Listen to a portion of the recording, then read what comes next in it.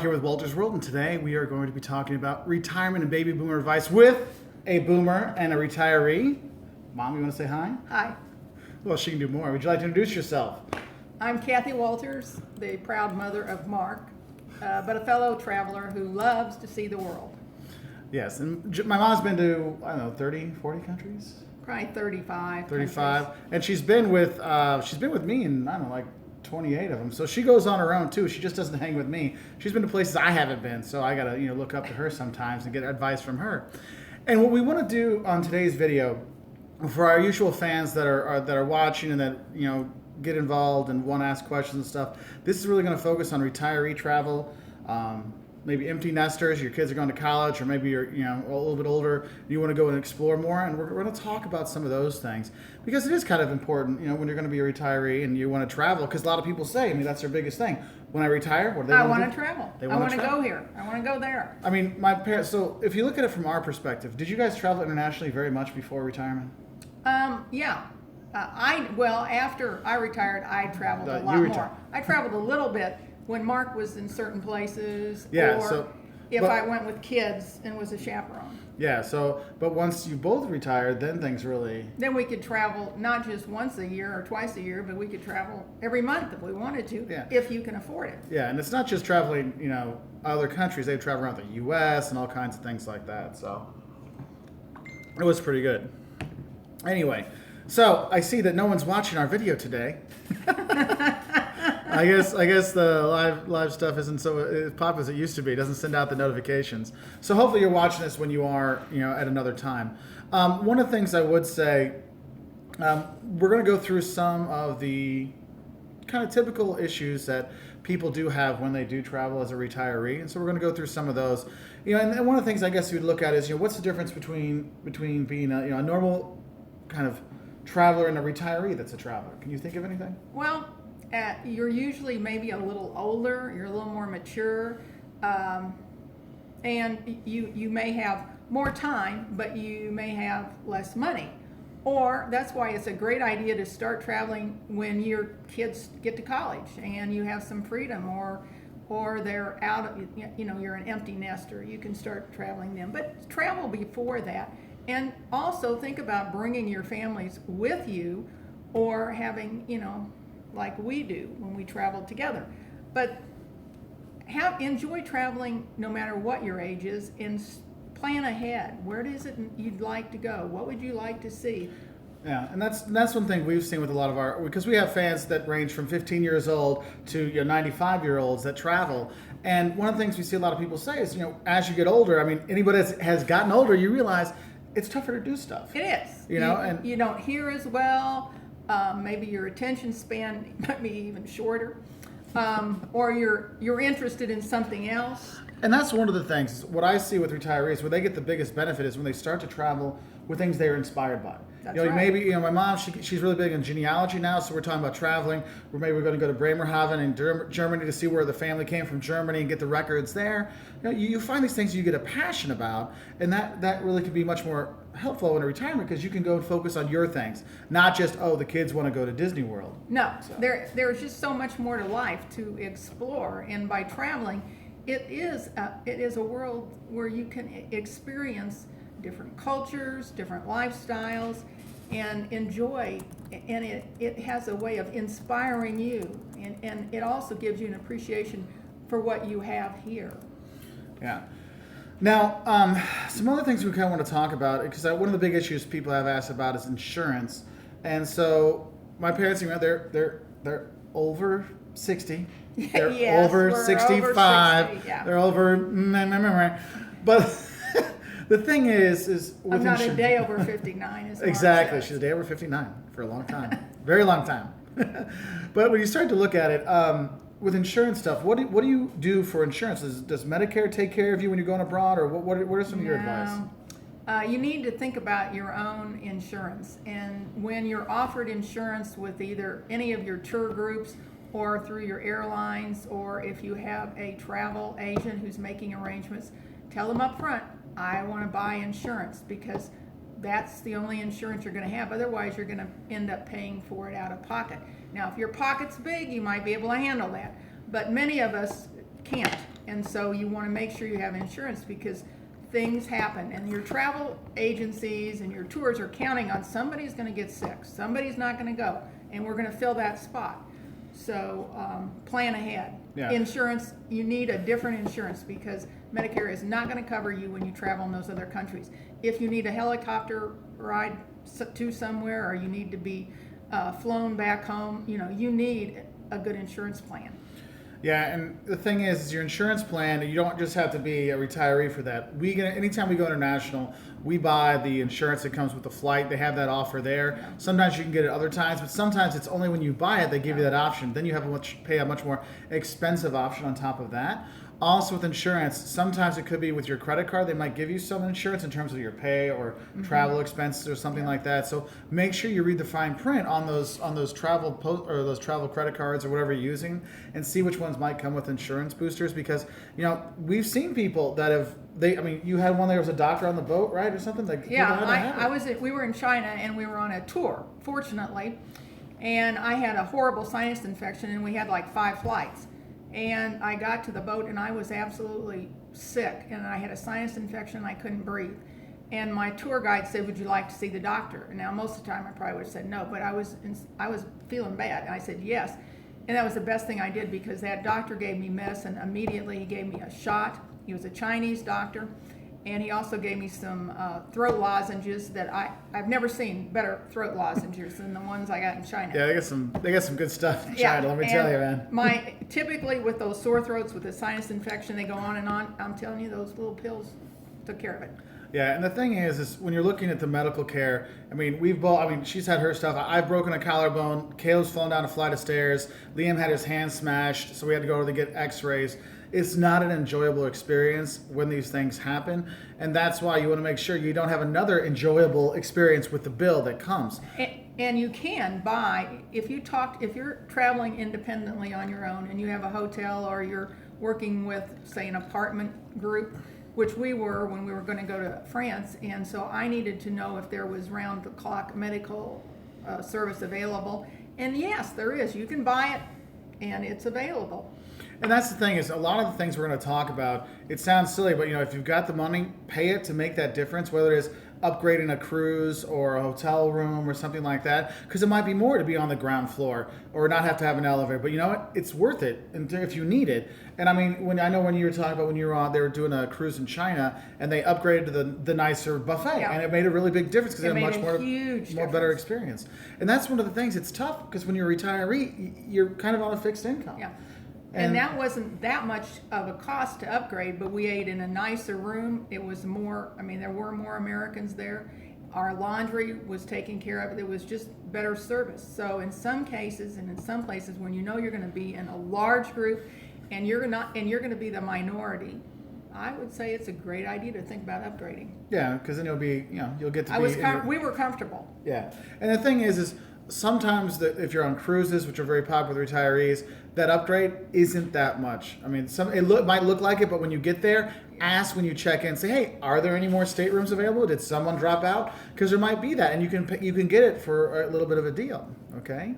Now you were talking about what were some other things you want to talk about? Maybe we should talk about when you travel as a retiree, the packing issues. You want to talk about some of those things? Okay. So first off, medicine. You want to say something about medicine? Okay. Get ready to travel. I would say, with medicines, and especially if you're on a fixed income and you're not going to get your pills further than a month in advance, then you really need to watch prior to when you're going to depart where your prescription is. So you want to make sure that you take even more of a supply of medicine than what you think you'll use, just in case your trip gets delayed. Yeah, and that's one thing I've seen because I've taken groups around, and these are college students, and some of them had their meds, and because they were sick or they needed stuff or they just had medicine, and they just brought it up just for that day, and then our flight got delayed. I'm like, if you miss that one connector flight, it doesn't mean you're going to be 3 hours late. It can be sometimes it can be 2 days later, or it can be 4 days later. When we got stuck in Prague at Christmas time. Yeah, they got. It was 4 or 5 days they were stuck there, and you need to have that backup. And the thing is when we look at our medicines and stuff like that, we have a video on what to pack in your carry-on, what not to put in your checked bags. Medicine is one of Yeah. those things. You want to keep that with you all the time. And some people worry, it's like, well, it's going to fill up my carry-on. Then it fills up your carry-on. Okay, because you do not want to be without that, because you can't just head to the doctor and they're going to give you that prescription abroad. You know, Yeah. think about it. If someone came to a doctor here, hey, I need some pain pills, do the doctors just give them it? No. And so you got to think about that. And they're handy little devices that you can buy so that every day your pills are all together, and anybody that uses those. But there's also Travel Smith or some of the other groups have little packing pill cases that work out very well, don't take up much space, and it's counted out day by day. So if that's an issue, that's a great resource for you. But medicines, you cannot, even medicines for diarrhea or Sleeping, if you can't sleeping, sleep. Or yeah. thing is, it goes U.S. versus abroad. I can get really strong ibuprofen abroad for nothing, but if I try to get strong ibuprofen in the U.S., you need a prescription. Yeah. Now, one person wrote on here, Beep848 says, do I really need insurance if I'm traveling in Europe? Ain't medical free. Well, here's the thing is, some medical care is free, and some of it you're allowed to get, and some of it you're not allowed to get. And what I've seen is Jocelyn, our youngest son Liam, was born in Portugal, and we could have had the free baby stuff there, but we paid to be in the private hospital because it was a much better experience. Not having a room with 9 other people, she had a room to herself. And sometimes it is worth it to have it. And if you're going to be buying flights, it's like my buddy that wants us to go to Dubai on there, Joe Bone. I will be going to Dubai. A buddy of mine's wanting to go with me. Jocelyn wants to go too. So I just got to figure out how we're going to do it for a good shopping trip there. So if you got an idea of a good time to go to Dubai, let us know. When you go there, the insurance is so relatively cheap when you buy your ticket. Sometimes just to have it. I mean, we've actually never really had to use it except for in China. And we got all our money back, no problem. It just took some time. But it really is one of those things. It's more of it makes you feel better inside. Like, look, just in case I'm worried, I'll be okay. So there is that. What else? In terms of the medical stuff, if you you get sick, like if you get the runs or diarrhea or whatever you want to call it, if you ever get into those things, we always bring a bunch of our meds with us. We always have a little med kit with us. It sounds silly, but when we travel with me, Jocelyn, the boys, and sometimes my parents will come too, or my mother-in-law will come and come visit too, or come travel with us. Any kind of thing they have, we know we bring it with us, so the just in case kind of things. And with the throat lozenges she's talking about, we always have our Strepsil we get abroad because we think it's so much better. And you get those things. And so that's why I always say, it's man, any kind of medical stuff, talk to the tour you're going to be on or the cruise, your hotels. That's another thing. The hotels you talk to. Hotels have resources. Yeah, the hotels have resources too to find you doctors and stuff like that. You want to talk about the ones in France? Oh, well, that was an apartment company. It was an apartment company. Perfectly Paris. We love them. If you're looking for Yeah. apartments in Paris, Perfectly Paris is who we use. Because we were scheduled to have an apartment there, and my husband was not well, and so I wanted to make sure that he would have care, and so they recommended this particular service, and I purchased that, and it was available not only in Paris but also outside of Paris in Normandy. So, find that if you have some issues and you're kind of fearful of going, talk to people where you're going, talk to your hotel, your concierge, because they'll be helpful. They want you to have a good experience, or we were going to be at a B&B, and I talked to the B&B owner, and she said, oh sure, we can get you a room that has a window in it that's on a lower level and has access to a restroom, and because that's what my husband wanted and needed, and so Okay. ask. Yeah.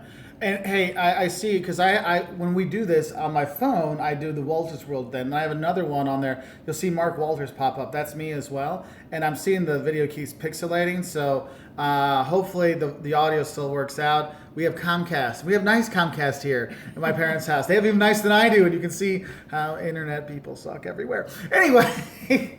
Some other things I want to say to look at is if we look at just general safety advice, because we went through medical stuff, but there are safety things. Because I'm not going to lie to you, my mom is a beautiful, mature woman, and you know what? The robbers there think she's beautiful too, because she think she's old, she can't run after me, and she probably doesn't speak the local language. And she's got money. And that's one thing is, don't think the scumbag POSs that rob people just pick on middle-aged guys like me. No, they'll go for the easiest target. They'll rob from kids. They'll rob from older people as well. So you need to be careful. Always keep your stuff on you. That helpful tourist might not be so helpful. You want to tell about your time in Barcelona?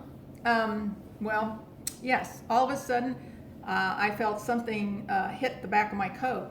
And this guy came up. Oh, that's pigeons. Pigeons. They dropped it on you. Well, no, it wasn't pigeon poop. It was somebody threw something and threw it on me. And what they wanted me to do was they wanted my backpack because they figured my backpack had some really good stuff in it. Well, ha ha on them.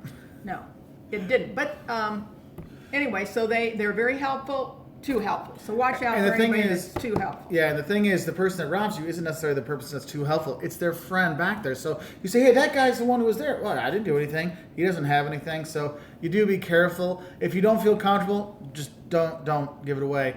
Also, I would also recommend if you are using tour groups or using tour buses and stuff like that, anything that's really important to you, you keep on you in the bus, not underneath the bus. Because you know what? I mean, weren't you on a tour in Rome? You want to talk about that? We were in Chicago coming back from being in Europe. And there was a gal there who had been on a tour in Rome.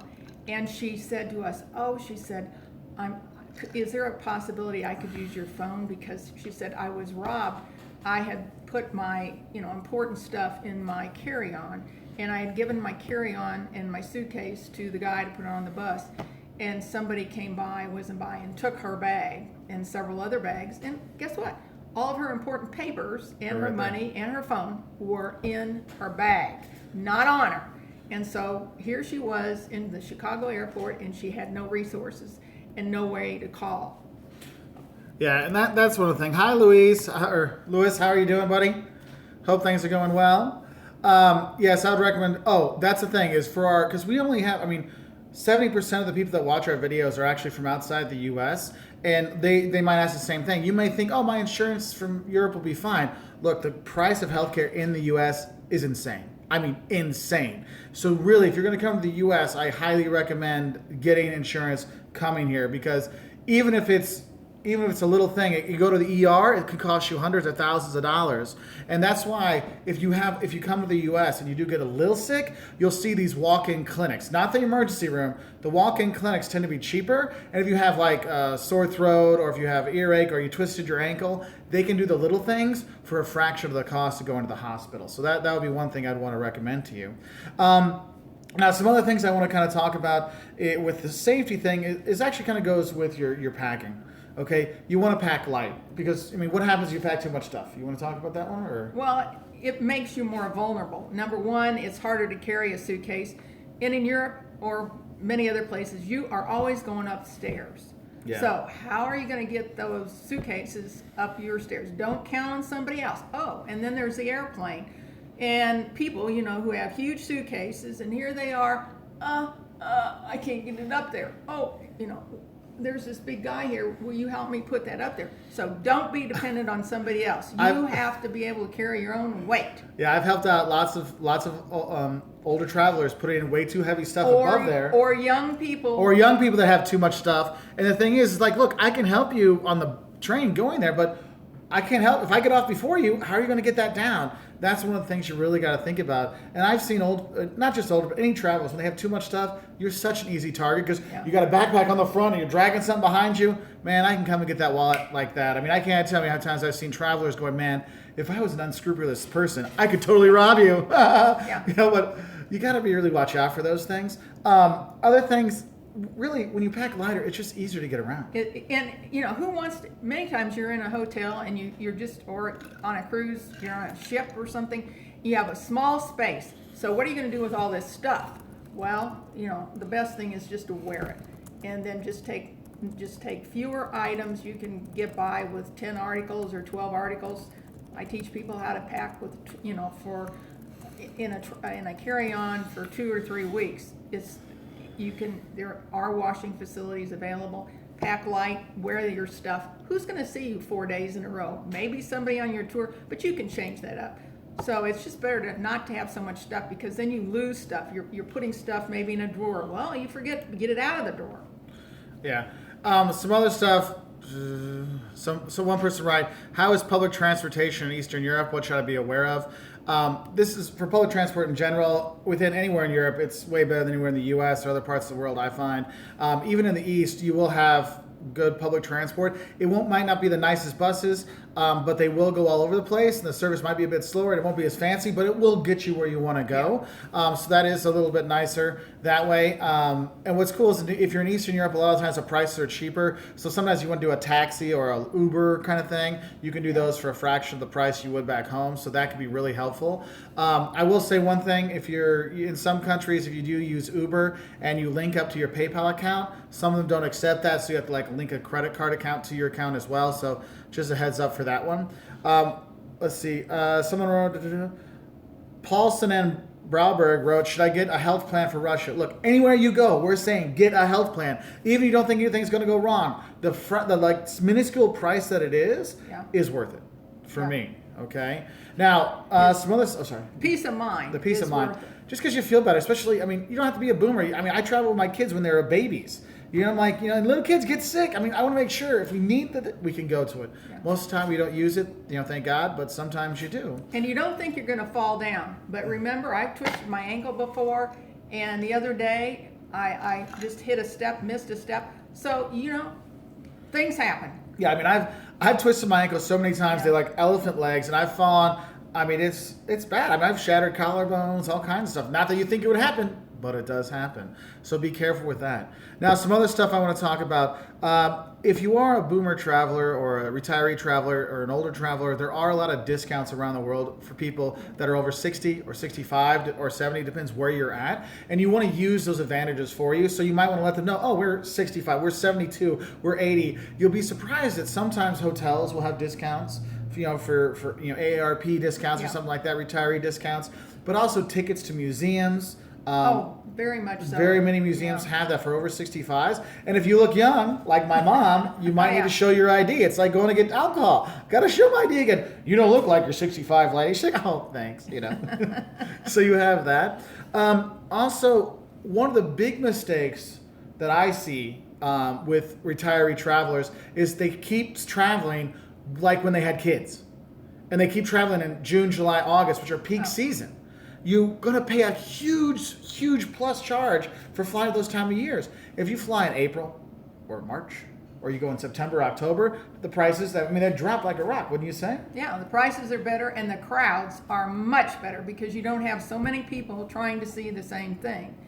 And that is really an advantage, and especially if you're taking, if you're any type of traveling, whether it's by mass transit or whether it's in a car, fewer cars, it's just, you get to see what you want. Now, some things may be closed, the hours may be shortened, but if you're on your own, or even if you're in a group, they will arrange that. But sometimes there are more options in the off season. Now, at Christmas time, we talked about, that's a great time to do family travel because you've got the Christmas markets, and there are things for kids, and there are things for grandma and grandpas. There are things for the parents too. So everybody can enjoy the same activity in a Christmas market. Yeah, and one of the things is Beep 848 just wrote, Mark, we are planning a Rhine River cruise. Has your mom or dad gone on one? Pros or cons? Pros or cons? Okay, we've been on cruises. Now we've been on cruises in Russia. China. We were on a South American cruise. Let's see. Greece. So. And then you've been on. Have you been on another? I think you've been on more than 4. No. Four is about. I think 4 is it. Oh, okay. But those Rhine trips, we've had many friends that have gone on those Rhine cruises, and they enjoy them. It's pretty much. The limitations I see with the cruise, rather than going with Mark or going with another couple, is that it is planned out. It is scripted. You have to follow.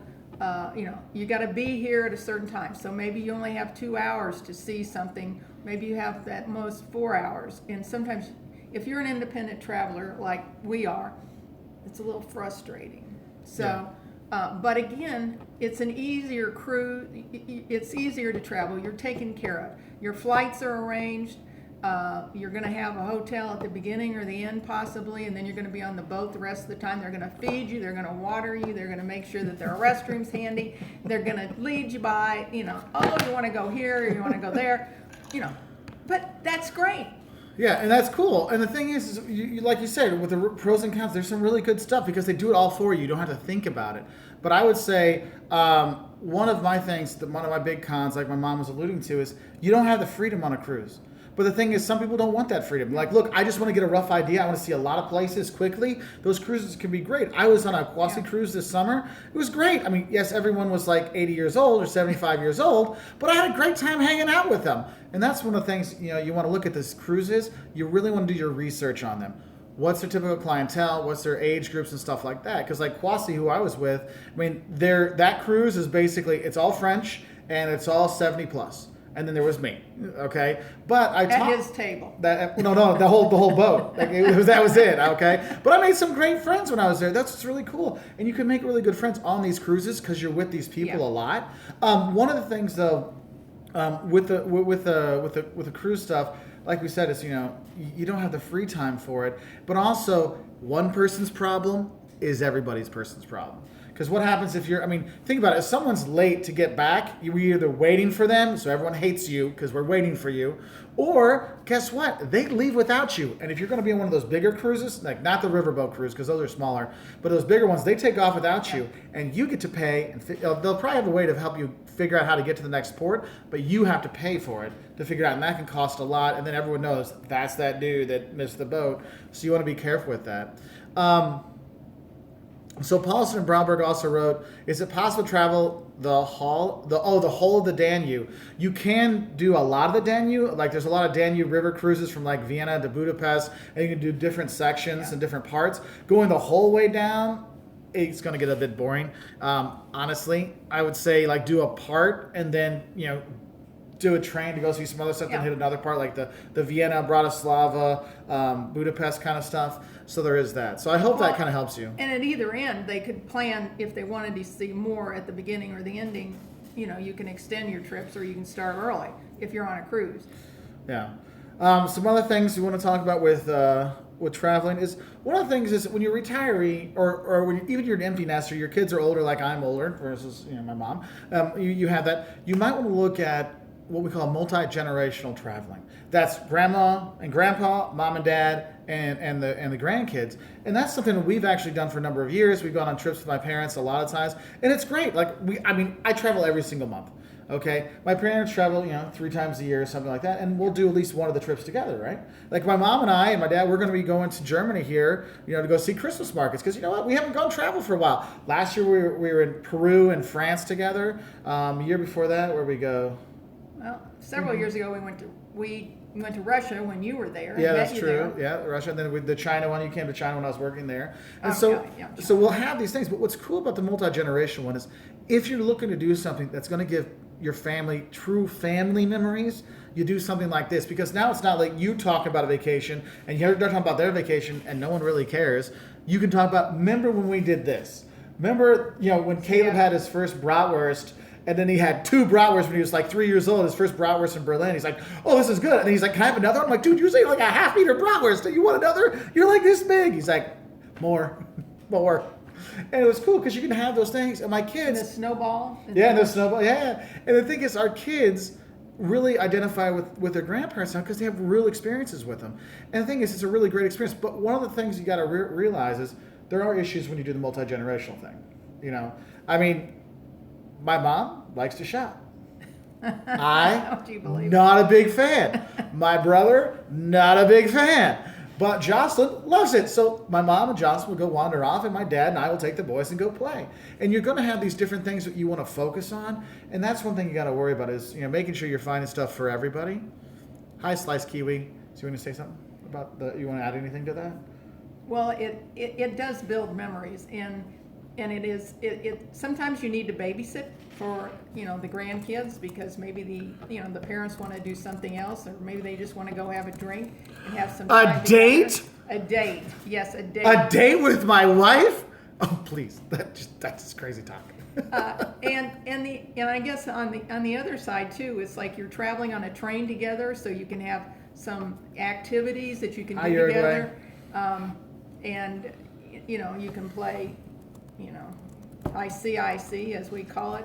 So you build some memories and some experiences, and you can read, to your grandchildren. You can discover things together. If there's something that as an adult, like I enjoy historic costumes, so you go and you see a few historic costumes, but you don't take the kid on the whole thing, but you say, this is something I enjoy doing or seeing.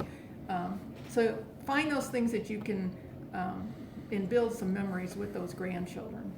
Yeah. Another thing I would say is that there's always the money issue. If you're going to be traveling, multi-generational travel, you got to figure out who's paying for what. Because if you're retired, you're on a fixed income. I'm still working full time. I got 2 jobs and doing all this kind of stuff. And then both my parents are retired. Well, my mom's semi-retired. She does her image consulting business, but they're both retired. So you have to look at it in terms of the money side of things. So sometimes, if your kids can't pay everything, maybe you help out a little bit. Or if the kids can pay you, you need to have that conversation. Or you balance it out. I'm going to pay for this meal. You're going to pay for that meal. Or I'll get the hotels, you get the flights. You figure these things out so that no one feels like beholden to someone else, because it's not cheap to do it. I mean, think about it. We're taking 6 people. That is not a cheap thing. And you're not getting one hotel room or one apartment. Well, sometimes we get one apartment, but you're going to get multiple stuff, so that adds on to the price. I think that's another good point, that if you're going to do that, the apartments is a good way to go, because it actually is cheaper than getting the hotel rooms, and so many times they don't want to put more than 2 people in a hotel room in Europe. Yeah, and in Japan, sometimes they cap it at 3, so you got to get 2 rooms. So a lot of times it's cheaper to get that apartment. And I will say, with multi-generational traveling, that apartment, the kids get tired of walking around. You get tired of walking around. Do you want to sit back in the hotel or have room to get around? And so that's one of the things I'd really say. And you can eat, you can fix food, so you can save some money there. Yeah. You don't have to eat out as much, and you could do breakfast and lunch, and then just go out to eat for dinner, or eat lunch out and fix dinner at home. Yeah, because you get a lot of lunch deals, so you can have the good food at a good price. So I would recommend, eating your big meal at lunch when you travel, and then eating in, if you're going to eat it in, to save money for the evening stuff. One person wrote earlier up there, it's like Kartoffel, my potato friend, I think. the Kartoffelhunden, so the potato little female dog, writes, any advice for an experienced traveler with an inexperienced traveler in Europe? Well, here's a great question. That is an awesome question. That is a great question. So I travel a lot, and my parents were pretty good travelers and stuff. But I've gone with my mother-in-law, my sister-in-law, and stuff, and they hadn't traveled as much. And also, I take groups of students that some of them, they never got a passport before. And you're right. Sometimes when you're experienced traveling experience with inexperienced travel, it can be frustrating. Like, oh, you should know how to get the tickets. Oh, you should know that it's euros here and pounds there. Look, if you're going with someone that is inexperienced, be open-minded. Realize there's things that you might be able to help them with. If you can think about the things before you go, remind them about it. That's why we have all these videos. What's the money like in Europe? What you should know before you go to Europe? What you should know before you go to China? So it kind of helps them. You can hey, check out these Wolters World videos or other videos. Like I was watching Abroad in Japan or something like that. That guy was awesome talking about stuff. But it helps it to prepare them. But honestly, patience is the biggest thing you'll need to have. But one thing I saw is I went with my aunt.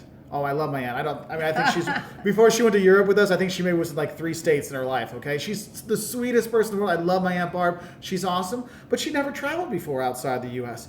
And when I went with her, it was like I was seeing everything again for the first time, because she was so excited for everything. She's like, oh, that's that. I'm like, yeah, that's Wittenberg. That's where he nailed Wittenberg's. Yeah, being Lutheran, this would be very important. Yeah, Augsburg, for those of you that aren't Lutheran. Yeah, because that's the thing is, I made sure we found places that was important to her. Because I've already been to Paris and Munich and stuff like that. You might be like, well, let's go see the other things.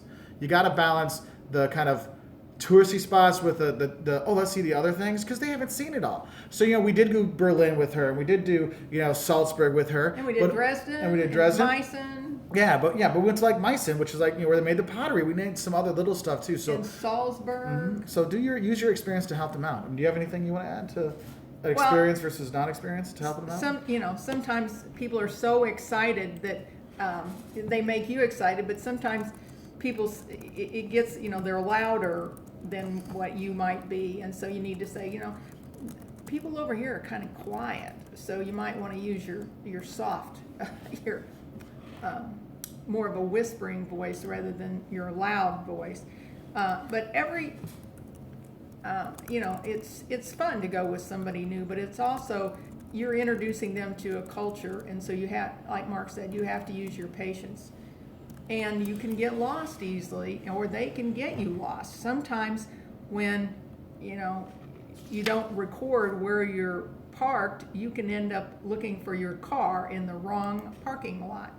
And so again, write down the parking lot, or take a picture of it, or know the street that you're parked on, because that happens. And you can also so help those who are newbies, and caution them to watch out for particularly gypsies and other unsavory people who are very helpful, who are helpful for a reason. Yeah, and Beep848 just posted this thing and said, I been to Germany, but got excited last trip because we found Kölsch beer. And that's one thing, as an experienced traveler, you're kind of like, I've got my blinders on because I know that an inexperienced traveler can help you learn new things, because they might do research you didn't think about. So like Beef's like, oh, we found Kölsch beer. This beer that comes in a small glass you have in Cologne. You're like, oh wow, I never knew that. And sometimes that inexperienced traveler can really help you out. Yeah, look, before you go, look in the travel books, listen to Mark's, figure out some places that are unique, that interest you, because then when you go with a friend, you can say, well, I'd like to see this, and what would you like to see? And so it is a partnership, and you help each other find and enjoy the trip, and then you share those memories for a lifetime. And that's why Joe Bowen wrote to house the kids. The kids are good. Caleb is with his papu, Jocelyn's dad. He's having a papu weekend at Camp Papu. And Liam right now is at the park with my dad. And Jocelyn's in Maine right now with her friend Lori, having a girls' trip, because you can't be with me all the time. You sometimes need a break. So she's going there with her friends, enjoying the fall foliage. So if you're up in Camden today, you might see her wander around up in Camden and Portland and around there. So say hi to her for me. And she'll be home later this week or next week. So we have that.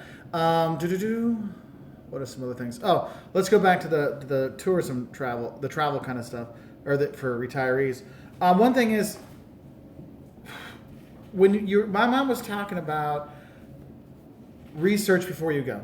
That's one of the biggest things. And especially, the thing is, when you're looking online, a lot of the research, a lot of stuff out there is not geared towards people my age or her age. It's geared toward like this theoretical 22-year-old that has all this money to travel the world, which isn't the case in the real world. And so there's not a lot of stuff out there in terms of baby boomer travel advice or retiree travel advice. So what we try to do with our videos is to give people like just travel advice that's going to help anybody. But what I'd say is, when you're reading reviews of hotels, of kind of stuff, you got to read between the lines, because some people will be super, super, petty, wouldn't you say? Yeah. With the reviews? Overly critical. Yeah, you want to talk about this one? About the reviews and all? Well, I read reviews. My mom is awesome at finding hotels. Whenever we're like, that's a cool place, her and Jocelyn, dude, I don't even look. But you have to read, and you have to look at, different sources. Sometimes you can find hotels, like in your Rick Steves book, Lonely Traveler, and they're all listed there. Go online, see what's available, but then read the reviews. Go online, TripAdvisor, bookings, stuff like that. And read the reviews, and read the current reviews, because something that wasn't good a year ago can be perfect. We went to Peru, the place we stayed at in Peru, out in the valley. The reviews weren't good. But we got there, and it was a fabulous place. So somebody did something. So reviews do count, but you want to make sure, what's important.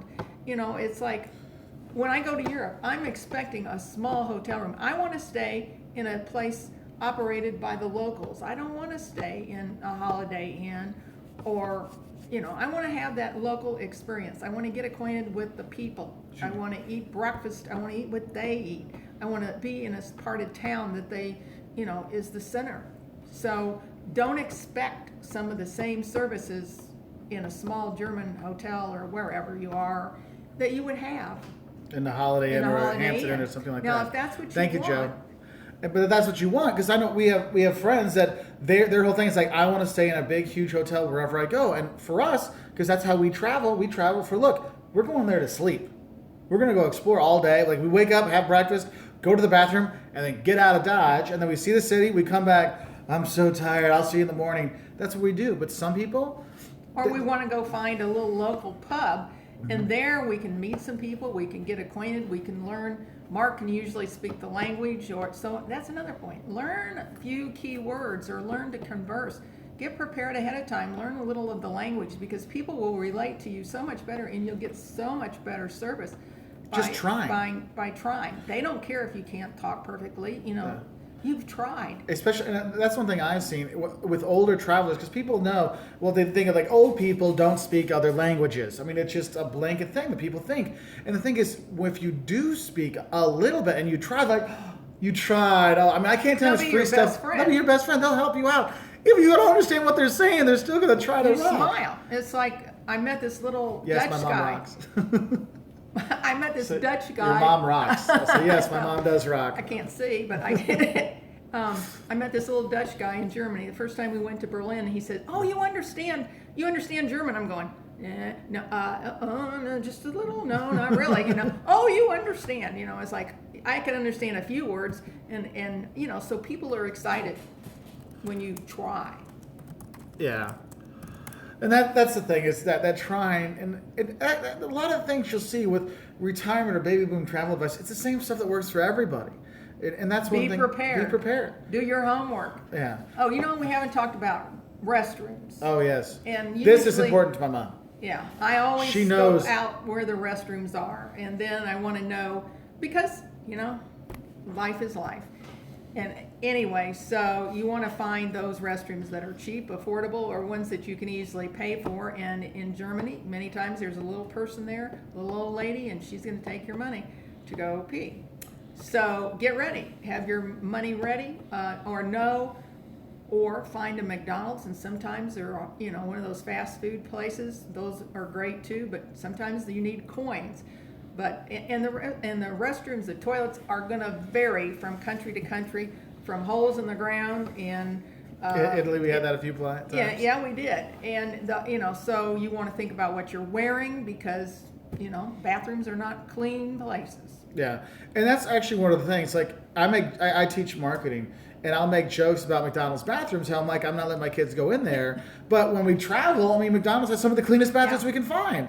And so it's one of those things you have to think about. And that's also, like, if you have, issues and you have to, go often and stuff like that, you kind of want to know, is like, where's the clean bathroom? Where should I go? So it might be you get up in the morning, you go, and sometimes what we'll do is we'll have our map, our city map, like of our hotels here. We'll go explore this side of the city, and then we come back to explore the other side. We hit the bathroom on the way back, and then we go see that side.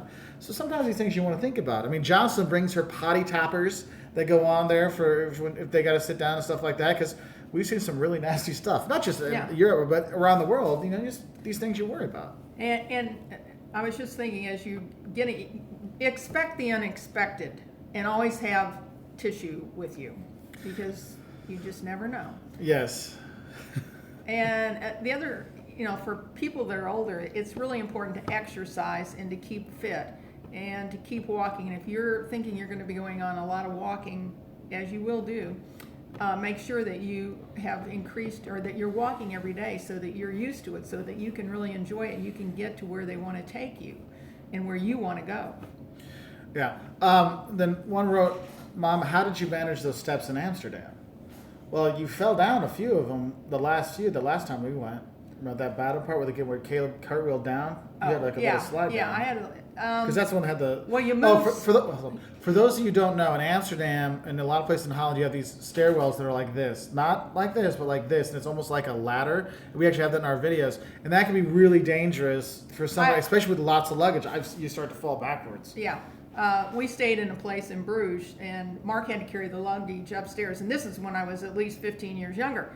And the steps were just like a ladder. Now that was to me the extreme, but I think Jocelyn just stayed in a place in Amsterdam like that. So for me, a backpack, there's some backpacks that you can carry and walk up these tougher steps. That might work, but that would be tough. And so you may want to go somewhere where there is an elevator. And that's what we say, is ask. You know, and yes, beep, it is dangerous for drinkers. I see the people going, yeah, so it can be that. Some of the questions people have been setting up. Israel, yes, we will be heading to Israel as well as Dubai. Lewis asked, would you recommend doing carry-on only in Europe?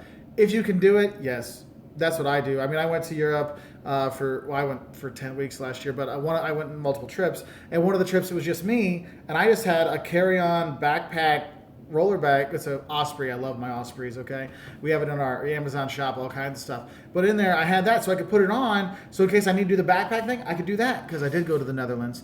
But then if I wanted to drag it, I could. But it was all carry-on size, so I didn't have to worry about anything. Everything's with me. So I would definitely try to stick to the smaller bags and stuff. And here's what's crazy.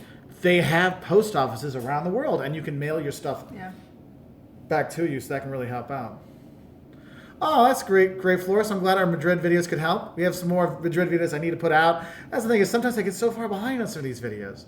Cities you recommend that needs to be visited. Well, you know, yes, there are the Parises and the Pragues and the Romes and the Londons and the Lisbons and Madrids and Barcelonas. St. Petersburg, Lima, Moscow, Lima, Peru, Rio de Janeiro, João Pessoa, Maceió in Brazil, Buenos Aires, Santiago. I like Colonia in Uruguay. I mean, Beijing, Shanghai. I mean, we're going to Tokyo. Shanghai. I can't wait to go to Tokyo or Kyoto. I mean, Sydney. I mean, there's so many great cities around the world. I mean, it's hard to say that. Iceland. Iceland, the whole country, Costa Rica, Nicaragua.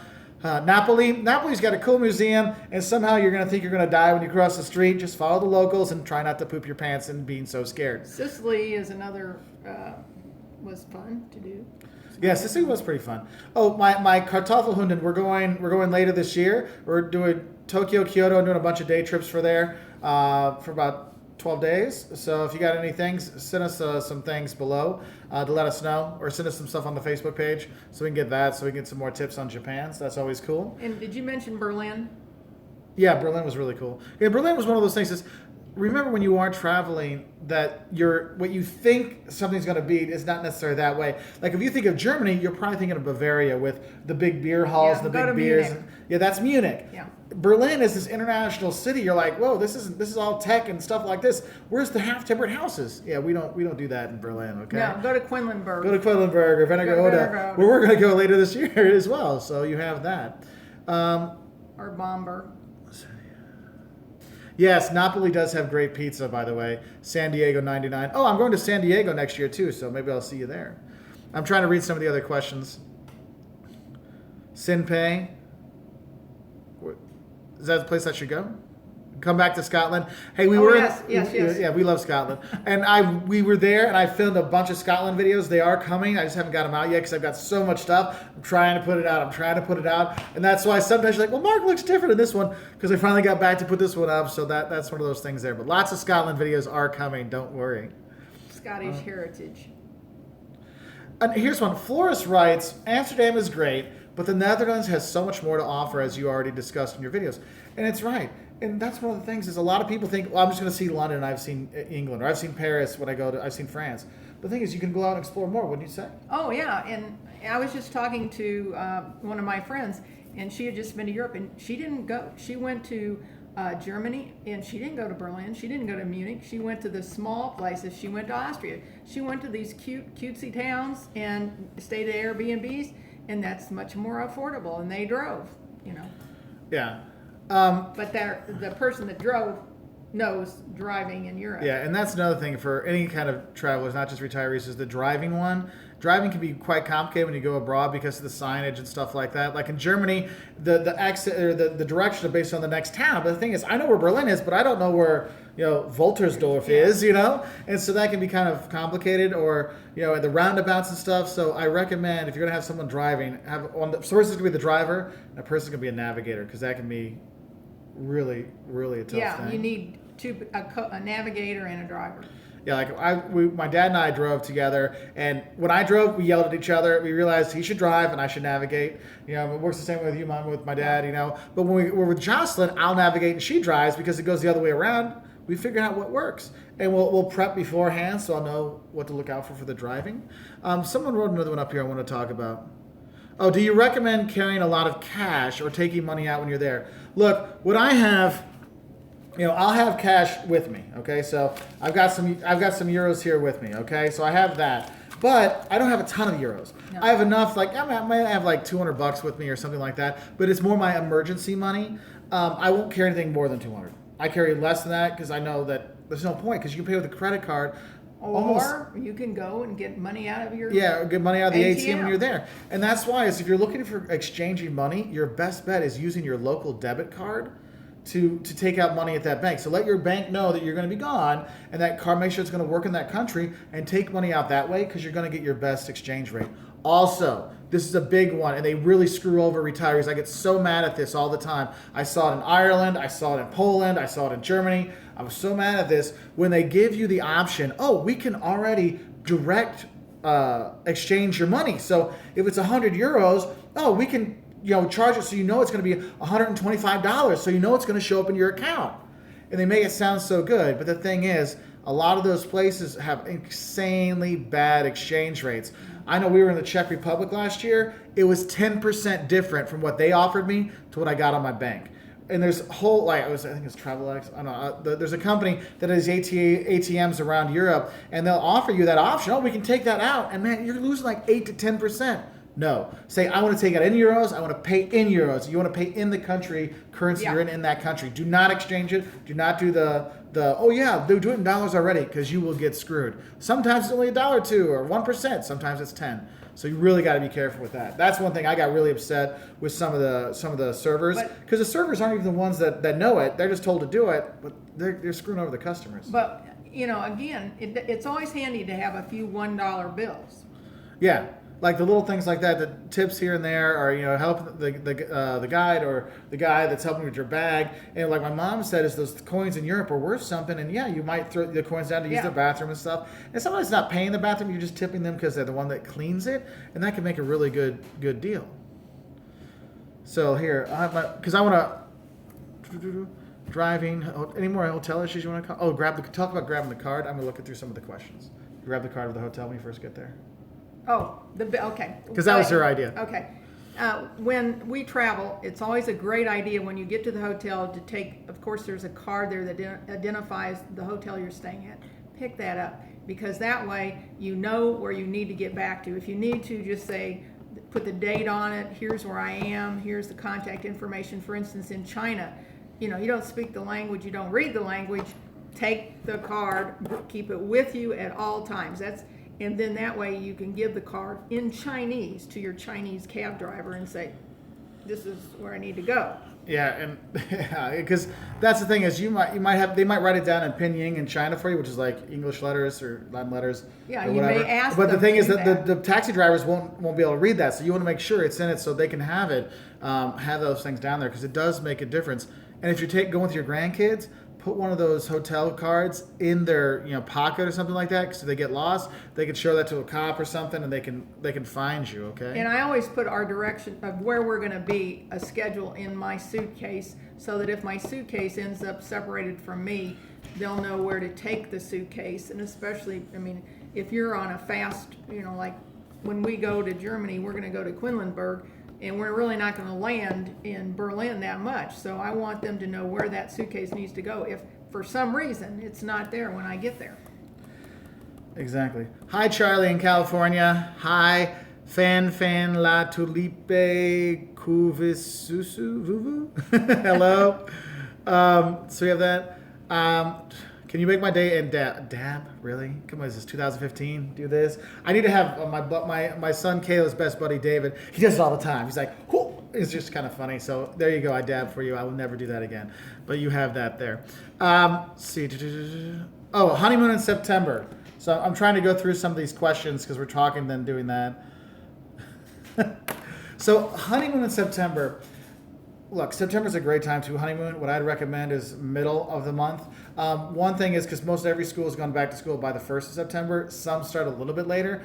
But the thing is the 15th of September around there is when prices start to really drop. And so you can get better flight prices and hotel prices. In terms of places to go, pretty much anywhere that you'd like to be in the summer will still be nice in September. So that's what's really cool about it. But make sure you're looking and checking because we were looking at going to we're going to go to Southeast Asia and we're looking when do we want to go? Well, the kids are off in June, but that's rainy season, so maybe we want to do that as a December trip next year instead. And so you want to make sure you check out the weather kind of stuff. But honestly, any place you want to go in September that you wanted to go any other time of the year should be fine. Okay, because it's usually a really nice thing. Whether the person wants to sunbathe or whether they want to see, Europe. And if you want to do tourist sites, you can see those all year round. Like we travel. I travel every month. I was in October, and this month, and it's October. I was in Ireland. Is Ireland really a great winter or great October weather month? Nah, it was fine, and we had a great time. So you have that. Let's see. So I hope that helps you with the honeymoon suggestion in there.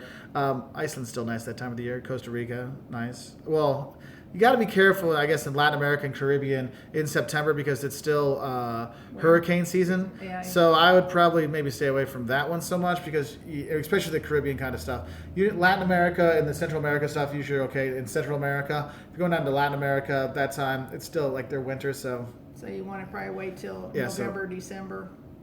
December, end of December, because that's when rainy season kind of starts for South America. Anyway, I got some other things. One, Smiling Redhead, I hope they're still on here. It's been a while. They asked if we have any advice for disabled travelers. And I will say this, people can make fun of the U.S. all they want, but in terms of help for disabled travelers, the U.S. has the most things for you, from disabled rooms or easy access rooms to getting around to access to things. It's great in the U.S. for it. If you go into like Europe, there's countries that do a better job. Like Scandinavia does a great job with helping travelers out there. But the thing is you have some of these old historic buildings. Like Ireland has Dublin has some good stuff for people with disabled travelers. But some you can't go up the Blarney Castle if you're in there. So you want to be careful with that. But that is one of the things with travelers with any kind of disabilities, you really need to do your research beforehand.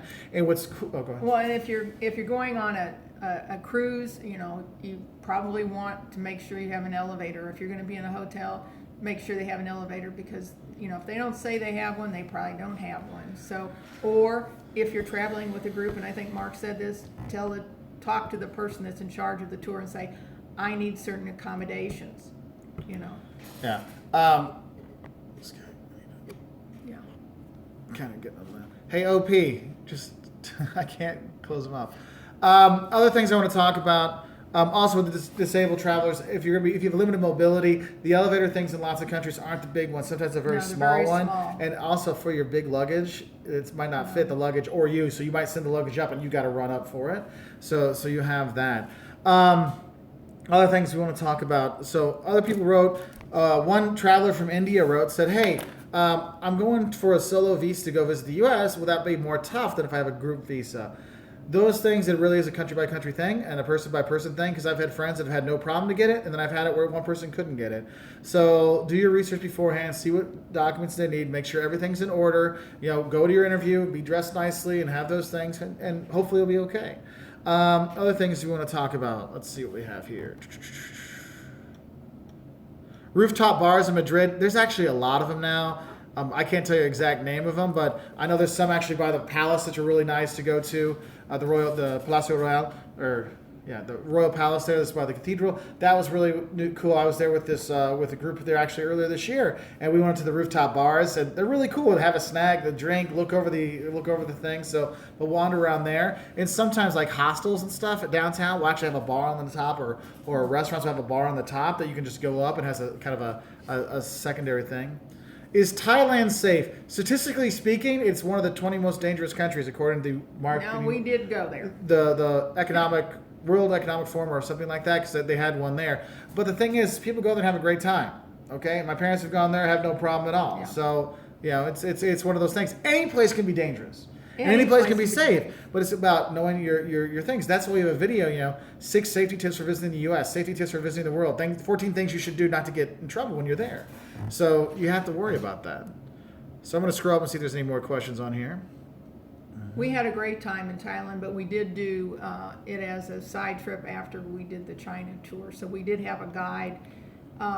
We did see, some of the highlights. I would like to go back to Thailand because there's a lot more to see in Thailand than the capital. Yeah. So one wrote, my potato person's back. My hotel in Paris had a small elevator that went up through the middle spiral of a staircase, and you could not turn around at it. Yeah, there's somewhere you walk in with your bag, and then it closes behind you, and then when you get out, you can't turn around. You have to walk backwards out of it. So, I mean, you got to be ready for this stuff. That's why you read the reviews. And if you're going to do a review, be helpful. Don't be like, oh, this place sucked. Or, this place was great. It's the best hotel ever. First off, I think that's the owner's mom that writes that, okay? Put in there, here's what the beds were like. Accessibility, breakfast, Wi-Fi, service staff, location. Put those things in there. It will make it a lot easier for you when you are traveling. So that is one of those things. Now, other stuff we want to talk about. So Adam Young says, rate my 5 travel destinations: St. Andrews, Edinburgh, Munich, Orkney, Skye, New York. New York, Skye, Edinburgh, Munich, Orkney, St. Andrews. That would be my one. And see, somebody else could give you mine. I'd rank Scotland first. Yeah, you have all the Scotland stuff because you didn't want to go to New York. So you have those things out there. Oh, well, I've been to New York, and I like New York, but I'd you like to go there Scotland? again. But I'd rather go to Scotland. I mean, while I'm this young, I want to go do those trips that are going to be more difficult the older I get. I plan on going to New York, maybe take my grandchildren to New York at Christmas time sometime. Yeah. I'll have to tell Jocelyn that. She'll take you up on it. Yeah. Another thing is we're talking about, different times of the year to go. And that's the thing is really, really focus on what's going to be the things you want to do and the things you need to do. And maybe if you are limited as to what season you can go in, then look at what options are in that particular season. Like we said, December, it's a great time to go to Germany to see those Christmas markets, and it's a great family experience. As far as being a honeymoon destination, maybe not so much so, but it depends upon your interest, your lifestyle, your age. Yeah, and there are other and things. Your budget. Yeah, and I was trying to think of. There's one other thing I was thinking about with the hotels. I can't think of what it was. Can we think of anything else? Does anyone have any retirement-focused questions or anything else? Because if you can send us some more questions on there. Because I know Beep 848 really wants us to be there for their wedding in San Francisco. We'll see. I said I would like to go to there. San Francisco sometime. Yeah. So OPO, you have a non-Donald Trump. Yeah, France. Yes, France is a great place to go. That's one thing is France. There's so much. There's so much to see and do. Oh, you could go to the Provence area. Loire Valley, Don't Normandy. plan on doing a whole lot at. Focus your area because you can't get. In France, you cannot easily get from one part of France to another. Focus on the Provence area, focus on the Normandy area, focus on Paris, or do Paris and one of those options. Yeah. And there's more to see in France than those two places. Yeah, and that's one of the things is a place like. Sorry, I was trying to turn off one of the people there because they're just getting too many comments were not on topic.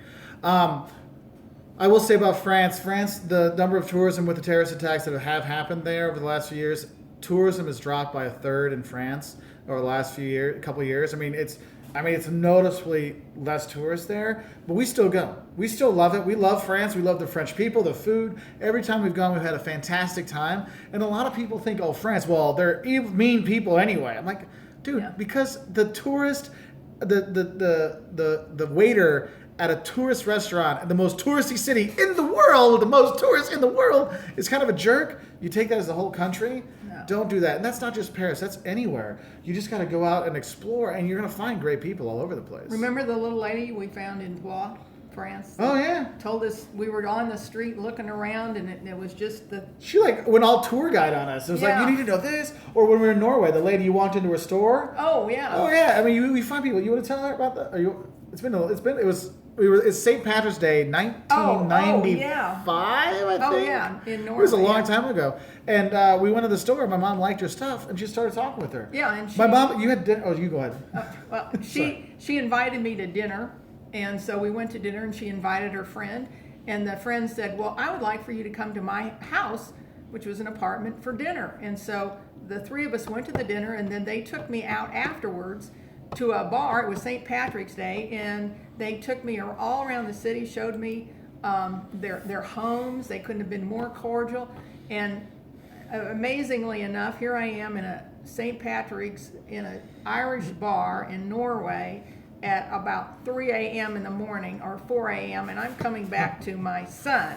Yeah, because I had met some Norwegian younger people, and so like we on the street, I just talked to them, and so like, we both had this great time with locals, and we meet back up at like 3 in the morning, and we're walking back to our hotel, which apparently was by the red light district, because as I'm walking down, I was very thin then, I had long, beautiful blonde hair, and this guy like pulls over, "Hey baby," and I'm like, "What?" He's like, "Oh my God!" He drives off, and he realized I was a guy. It was pretty funny, but you gotta have all these great experiences when you do travel, and you just open up to talk to people. But one of the issues you have is a lot of times when we travel, we're stuck on those devices. And so we're looking at the GPS, we're looking at reading our things, and we're watching the videos, and we're not experiencing what's out there. So use the devices and these kind of things to help you out. Well, like longer hair, it was actually long up here too. There was hair up here too, by the way. Yeah, there was. From either. But get off the devices sometimes, use that for the research, but once you get there, talk to the locals. Because we've met people, every single trip we've ever gone on, we've met people, and it's been a really fun time. And it's not just because I'm like, I need to meet a local to talk to them. No, it's like, hey. And hotel operators will remember you if you decide or you make a referral. I mean, they will be most accommodating. Mm-hmm. And we've had wonderful experience. That one in Norway was like unbelievable. I've gone places where I'm a Rotarian, and I go to attend a Rotary meeting, and I meet all kinds of special people that are Rotarians and in the community. So, make it, if you're a retiree, you can do that. If you're a baby boomer, you can do that. Take time to get acquainted do some things that the locals do too. Yeah, and the thing is, if you like with my mom with genealogy, she's met a lot of people just going through that. And when I was in Scotland earlier this summer, we went to where our family is buried. Like they have a crypt and the things on there. And the ladies there, we ended up talking to her for like half an hour just about, the history, that was this and this. And we learned so much just by asking. And that's what's so cool is when you're a retiree, you have the time, the people are willing to talk to you. They know it's going to be more of a conversation thing. And it's really one of the best parts of traveling is meeting all these people. So. Yeah, and I see it every day. I was just in Santa Fe with a high school friend of mine, and she is passionate about this mission there. And we went there, and she was talking to people, and it was wonderful to see her in retirement and what fun she was having meeting people in Santa Fe. Yeah, and that's what's cool. And it's an experience. Yeah. So we have some other questions here or comments. What am I drinking? It was ice water. Don't worry. It's like. Cheers. It's now 11 in the morning. It is a Saturday though, but still. It is a Saturday. Yeah. We have to wait till noon. Beyond noon. Beyond noon. So that's that. Adam writes, go to Africa maybe. Yes, we are putting one of those together. That's one of those ones where we're trying to find the right time of the year to go. Because we have little kids and stuff like that. Safari. Yeah, so we're looking to do a safari. So one of the things I want to do is I want to do like the southern part, do a safari around there, South Africa, Namibia, those kind of things. And I think that'd be a great family trip. Yeah, so that would be something of a lifetime. Egypt. Yeah, Egypt's another thing. And I would like to go to Turkey. Yeah, so there's that, but then Johnson really wants to do Uganda and Rwanda. So we're trying to figure out can we do it if we can do like a few month trip and do the part with my parents down there for that. Then we go out to Rwanda and see those things, do something else. So there is some things we're working on, but like sometimes these trips are really expensive and I can't do them all. I mean, we want to go to all these places people ask. India would be very interesting. Yeah, India would be great to go to as well. I mean, there's so many places we want to get to, but time and money are two of the things. It's tough to always. And the older you get, sometimes you have more time and less money, but then again, you have your health. And if you don't have your health, you got to travel while you're healthy. Mark said. He said to my husband, "You need to travel now, Dad, because you're younger. When you get to be 70 plus, you're not going to want to go as far. You're not going to want to do as much." And how true that is. And that's the thing is with my parents, because I would say my parents kick-started their traveling like when I was doing my master's in Germany, which was 20 years ago almost in Berlin. They came for a long weekend because they'd gone on a few trips with their friends and group tours and stuff. But that's when they realized, like, hey, we can do this. And we started talking. We'd do a trip because I lived there for about 15 years. And so they'd come. Every time he'd have a vacation, we'd go over there and visit, and we'd go see something else. We didn't go to Berlin every time. we would go meet him in Munich, or we would go to Italy, or we would go to Sicily, Yeah, I'd find a place like, wait, where would you guys like to go? I'll make it work or with Paris, my time. Yeah. or Lithuania. Yeah, Lithuania. Latvia. Yeah, we had a great time there. And the thing is I gotta stress. I'm getting older now too, and I can feel the difference from when you travel in your 20s versus your 30s versus your 40s versus your 50s versus your 60s. And I can see a difference between the 60s and the beginning of the 70s. Yeah, and that's the thing that's why I tell people, it's like, look, I told them they came to China in 2013, and I was like, you guys need to come now because it's going to be tough. We want to do this. We want to do the African safari stuff. That's what we want to do, but we know we got to do it sooner rather than later because it does get harder, and you do get more tired, and you do. Cobblestones are tough if you have bad ankles or a bad knee, or your feet hurt all the time. Yeah, and then you have really bad stuff like cancer and stuff like that. We've had friends that they retired in March. And died in October. October. Yeah, he retired in March, found out he had pancreatic cancer in April, and he was gone. And he had all these plans to travel. And that's one thing is, don't always wait till you're retired to travel. Take a Christmas holiday or plan your vacation so that you can go somewhere. Yeah. And if the kids aren't in the house anymore, you can go random times. My college students I teach, they're like, yeah, my parents go and do stuff now. I'm like, yeah, because they're not paying for you anymore. And you can have that and use those times to use that October cheap travel or that February cheap travel and stuff like that. Because you know what? You don't live forever, and you can't take the money with you. And if you get a chance to explore, go explore. And I'm not saying go every single time, but it there's is an opportunities. Education, and in living longer is about enjoying life and finding experiences that enrich you and inspire you. And travel can do it as nothing else can. And I couldn't say it better than that, Mom. Couldn't say it better than that. So I'll finish off with a few things here because I can't top my mom. What would you pick between South Africa and Japan? That's a tough one because Japan's quicker to get to for us. We're actually going to Japan this year. Hopefully South Africa will be next year. Baltic tour, best by train or bus. Baltic, you're going by bus. There's no trains. If there are, don't waste your time. Just take the buses. It's faster. Solo travel across Europe. No. Dangers with traveling Europe. No, not really. Just pay attention. Pickpockets are a big thing. U.S., we don't have pickpockets. We have muggings, so it's different. There's the pickpockets and bag snatches, but Southern you'll be Europe okay. may be a little bit more pickpockety and more dangerous than some of the northern, but again. But I've seen people being pickpocketed there, so you just gotta keep your eyes about you, whether you're young, middle, mature. So you have those things like that. And then Alexander writes, "Have you ever visited Pontanal?" Yes, I have. I've been to the Barraca de Piranha, the hole of the piranhas. I had a great time there. I got to fish for piranhas and swim with them. The jacaré, the alligator things down there. It was fantastic. So I hope you guys. That was a few years ago. That was a few years ago, but it was a great time. But I will say thank you everybody for tuning in. I know this. Talking about travel and retirement, baby boomer travel advice. I can see by the number of viewers that it probably wasn't the most popular thing out there for the typical YouTube crowd. But if you are watching this, and I hope it does help, if you're a boomer or not, to help you get ready for your travels abroad. And we got to talk about some of these topics. And my mom and I are going to be making, my dad, we are going to be making a whole series on videos for baby boomers and retiree travelers to help them out, because there are issues. You need to go more in depth with the money side of it and insurance kind of stuff like that. So we really appreciate all you watching. Thank you very much. Mom, you want to say anything? It's been fun. Yeah, it's been fun. So you can check her out. You can check me out. You can do whatever. We really appreciate it. So they're all saying thanks to your mom. So thank you. You have a great time. We'll say bye from my mom's house. I don't live in my mom's basement, just so you know. I have my own house. Bye. Bye.